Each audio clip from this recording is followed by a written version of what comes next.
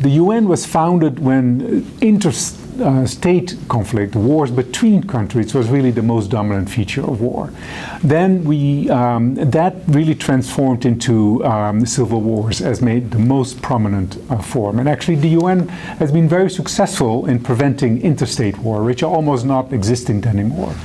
Unfortunately, civil wars are much more difficult to deal with, and at the moment are very protracted and complex.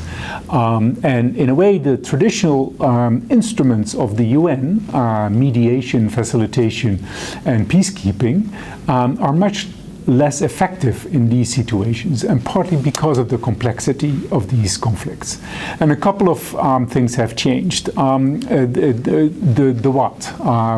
There is many different forms of violence now than during interstate wars when there were battlefields and tanks and etc.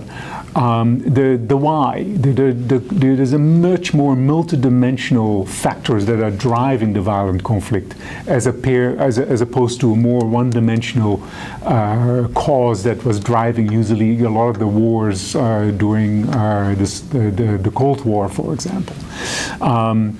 The who. There are many more non-state armed groups. And Syria alone, you have more than 1,000 non-state armed groups. So that makes negotiations under the, much more difficult than under the Cold War. You just put two people in a room, you mediate a peace agreement, then you put peacekeepers on the ground to implement the peace agreement. And that was basically it. And that worked very well for a long time in Central America and Southern Africa. But now things are really different.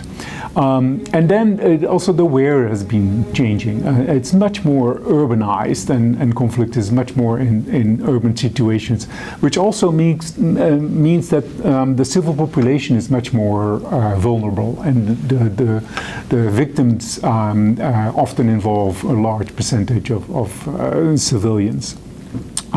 So all in all, we have many more conflicts that are protracted and complex, with no battle lines, no uniforms, no tanks, many non-armed groups that are difficult to identify, gangs, terrorism groups, violent extremist groups that also have very much interlinkages, often with organized crime groups, and they themselves deploy organized crime mechanisms to finance themselves.